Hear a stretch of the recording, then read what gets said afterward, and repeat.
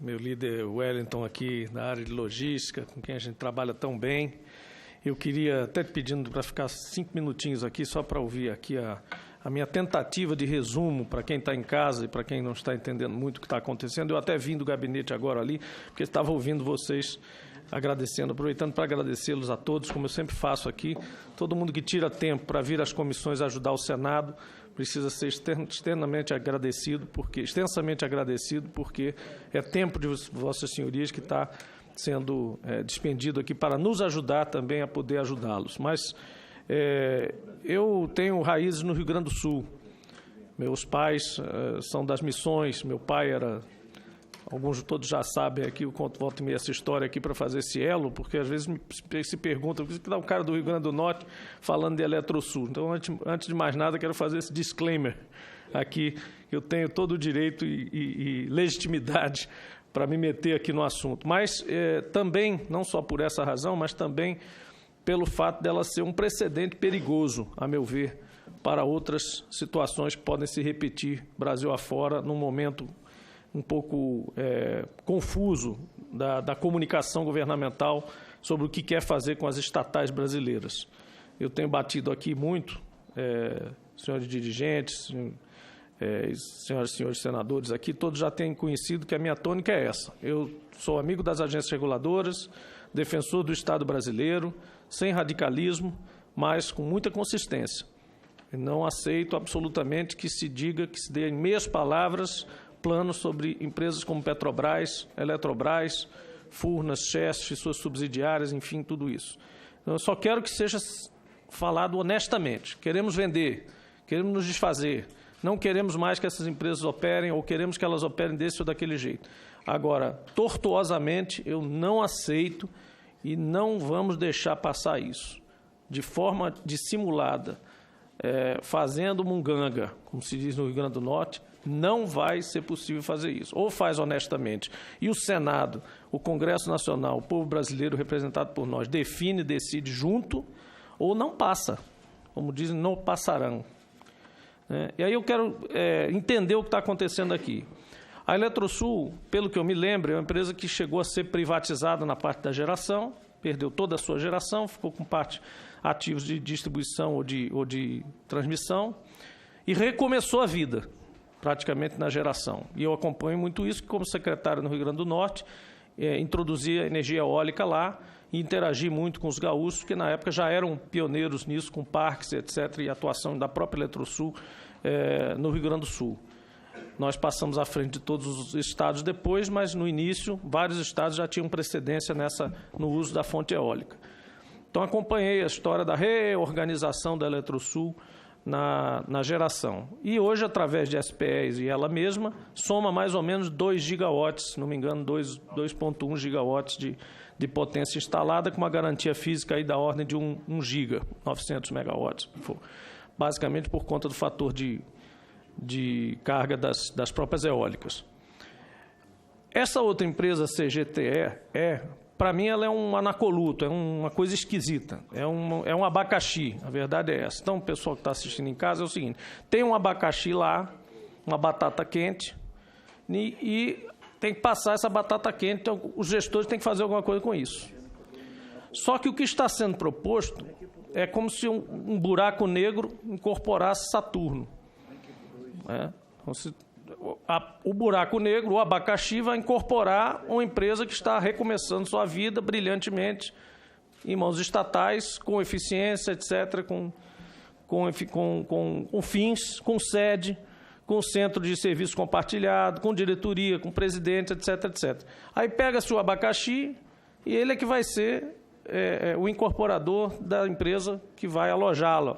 Na verdade, toda a aparência disso, e o CAF terá que investigar isso, é ao contrário, né? Porque se ela vai ser a dona da outra empresa, ela que teria que ter a sede, ela que teria que ter a diretoria, ela que teria que ter o centro de serviços compartilhados, e não, é o contrário. Ela vai se alojar lá, mas será a dona da empresa, que é maior que ela. Isso tem toda a cara de simulação, óbvio, mas, enfim, não me cabe julgar, mas tem toda a cara de simulação, porque não tem outra razão que não seja se livrar de um problema tributário, de aproveitar crédito tributário. Normalmente é preciso mais motivação do que isso. Algum ganho de escala, algum ganho de eficiência, alguma coisa. Do contrário, é gestão potencialmente temerária. E os dirigentes devem estar conscientes disso, devem ficar conscientes disso. A minha pergunta é assim, por que não se vende, então, já esse negócio? Porque ficou uma usina a carvão problemática, as outras 3 foram fechadas, reconheça-se a batata quente ou abacaxi, resolve o problema, rifa isso. O povo gosta de vender empresa, gosta de privatizar a empresa quando é boa. Quando é ruim, ninguém quer resolver, quer incorporar que o Estado engula aquilo para depois, sei lá, privatizar a outra empresa, que me parece também ser essa vontade. A direção aqui me parece ser o seguinte, o tal relatório da Deloitte, que ninguém viu, é um cabeça de bacalhau, aqui eu tentei achar como tudo, e, aliás, já peço aqui que a comissão solicite isso, quero fazer o requerimento formal de informação ao Ministério de Minas e Energia para recebermos o relatório que embasa isso. Já que nós estamos nos debruçando sobre o assunto, nada mais natural. Se a comissão não fizer, eu farei pelo gabinete ao ministro Bento, que nos trata muitíssimo bem, sempre muito cordial comigo e com nosso atendimento sempre muito... para que ele disponibilize essas informações. Não só esse relatório, como todas as que estão por trás da alegada reestruturação do sistema Eletrobras. Por quê? Porque o governo, mais uma vez é isso que eu condeno, tortuosamente, vai brincar de palavras, vai dizer, não é uma privatização, é uma capitalização. E o que é que o governo vai fazer? Vai propor um aumento de capital e depois vai dizer que não pode acompanhar o aumento de capital. Só que tem um detalhe nessa história toda. A empresa é pública, não é uma SA qualquer. Isso eu vivo dizendo aqui. A empresa pública é outra história. A empresa está no mercado de ações porque ela complementarmente vai buscar fonte financeira. Isso é complementar. O papel dela é responder ao interesse público. Até que alguém venha corajosamente e diga, gente, não é mais intenção desse governo que essa empresa seja de interesse público. Então vende ela inteira. Mas tem que ter coragem para fazer isso. Vai ficar no meio do caminho, inventando moda de privatizar indiretamente, é privatização por quê? Porque quando diluir o capital, o governo vai ficar com 30%, vai perder o controle sobre a empresa. A holding Eletrobras. A holding Eletrobras. Da mesma forma, se acontecer isso indiretamente com a Eletrosul, ela estará também privatizada. Quem é que garante que todas essas ações, e eu não estou acusando aqui vocês especificamente, mas vocês podem estar levados também por alguma, ingenuamente atuando, em favor de uma coisa que é um planejamento tributário aparente, mas que, na verdade, pode se transformar numa multa violenta, numa penalização gigantesca da própria Eletrosul, que a torna extremamente desvalorizada dentro de um processo, num pleno processo de privatização. Isso é mais velho que andar para frente, gente. Isso ocorreu, houve processo, houve pessoas que foram presas, investigadas. Isso é tão escandaloso quanto mensalão, petrolão, o que queiram chamar. Desvalorizar uma empresa estatal para vendê-la na Bacia das Almas é, sim, crime. É corrupção. É muito grave. Se isso estiver acontecendo aqui, se esses relatórios indicarem, por exemplo, que esse risco de ser glosado pelo CARF ou por qualquer outra autoridade dessa é alto e que a empresa está praticamente chamando uma multa para fazer isso, isso é extremamente grave. Você está onerando a empresa para vendê-la depois na Bacia das Almas. Então, cuidado. Aos gestores, eu tenho avisado sempre. Aos gestores, cuidado. Tem essa cara de bonzinho, fico feliz aqui, trato tudo muito bem, mas tem coisa que é muito séria, gente. O senador Dário está aqui, sabe, perfeito, tem muito mais experiência que eu. Cheguei aqui ontem, mas eu tenho muita experiência nesse processo de privatizações. E eu não sou contra, veja, privatizações. Sou um petista que não sou contra privatizações. Determinadas privatizações são até necessárias, mas outras são criminosas. E a maior parte das que eu estou vendo agora são criminosas, porque são mal feitas, são dissimuladas, são grandiosas, envolvem ativos estruturais do país, que estão mesclados com a própria origem do Estado brasileiro, como a Eletrobras. A holding das holdings do setor elétrico, privatizada por um detalhe de Bolsa de Valores, sem nem mesmo ter Golden Share mais, nem isso se preocuparam mais em fazer. Lá dentro tem conselheiros e diretoria financeira, etc., tudo em conflito de interesse. Uma confusão, não vou entrar em detalhes aqui, mas há confusões que estão sendo levantadas, as pessoas não são cegas. Isso está à vista de todo mundo, isso vai aparecer lá na frente. Vou dizer uma coisa a vocês muito especificamente, eu conheço a Petrobras como pouca gente, de fora para dentro. Trabalhei lá no início da minha carreira e eu percebi coisas que aconteciam na Petrobras, mesmo nas nossas gestões, com aliados, com gente nossa mesmo. E eu disse, isso um dia vai dar problema, e deu. E eu estou vendo aqui que isso aqui vai dar problema sério. Vai dar. Então, não custa avisar. A gente tem que tomar cuidado com esse tipo de potencial de gestão temerária, porque aqui me parece que é um processo, se não for um processo especificamente voluntário, consciente, de levar um desgaste da empresa para a sua venda, é, no mínimo, um descuido muito grande. Forçar uma multa dessa, forçar a barra com uma incorporação reversa dessas, que aparentemente não tem nenhuma outra utilidade e, obviamente, as autoridades vão enxergar isso. E se não enxergarem isso, também serão culpadas, alguma hora, serão julgadas por outras autoridades, como é que se diz, prevaricação, porque tem o dever de vigiar para que isso não aconteça. Então, eu queria colocar esse questionamento, se todo mundo está certo mesmo disso, como diz o Silvio Santos, está certo disso? Vamos à frente. Se vocês estiverem certos disso, né, se me provarem que isso é bom, que isso é para o bem da empresa pública, não de quem está lá dentro, não de quem quer comprar, da empresa pública, do interesse brasileiro, beleza, tem até o meu apoio. Agora, para mim era mais fácil, já que gosto de privatizar, tá aí, eu sou a favor da privatização de Candiota. Super a favor. Pode vender Candiota aí, quero ver quem quer comprar. Não sou a favor da venda do Petrosix, lá do Paraná, com toda a tecnologia que a Petrobras desenvolveu para produzir petróleo a partir de areias betuminosas, todos esses anos, com tecnologia diferente da do Canadá e de outros países que estão vendo nisso o futuro do setor de petróleo deles, e a gente está vendendo tudo aquilo ali como se fosse um detalhe no Brasil. Claro que perto do pré-sal é um detalhe, mas para muita gente é importantíssimo. E para o Brasil seria importante manter um pé nessa tecnologia. Se nós vendemos as operações de petróleo na Amazônia, deixaremos de ser uma empresa de selva.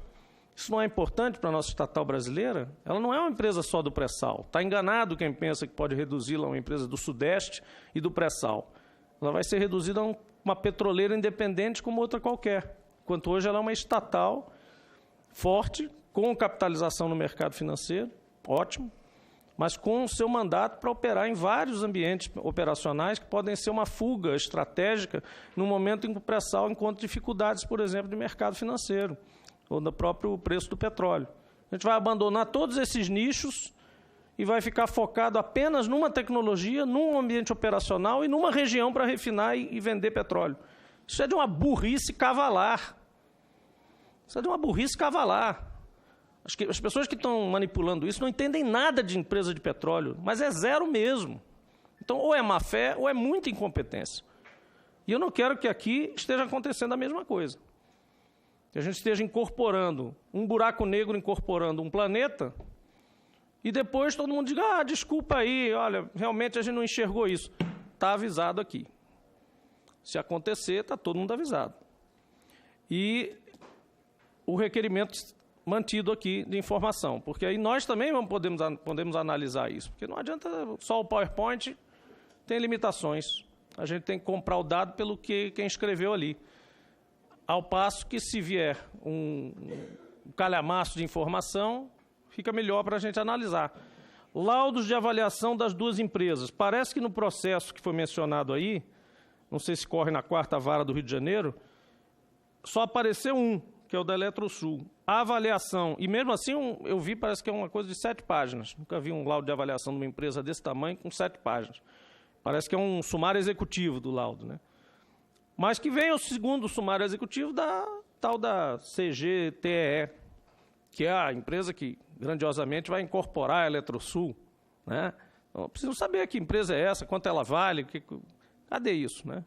Então, assim, com pouca informação, e para resumir, com pouca informação, com atitudes subreptícias ou estranhas ou não explicadas, não vai.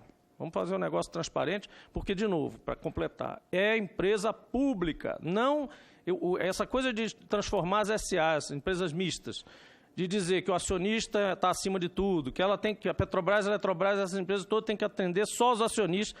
Não é verdade, gente. Tem que atender o acionista, sim, mas o principal acionista ainda é o governo brasileiro e o interesse público. Então, quem quiser ser acionista de Petrobras e Eletrobras, saiba que está comprando uma empresa, você vai ser sócio do governo.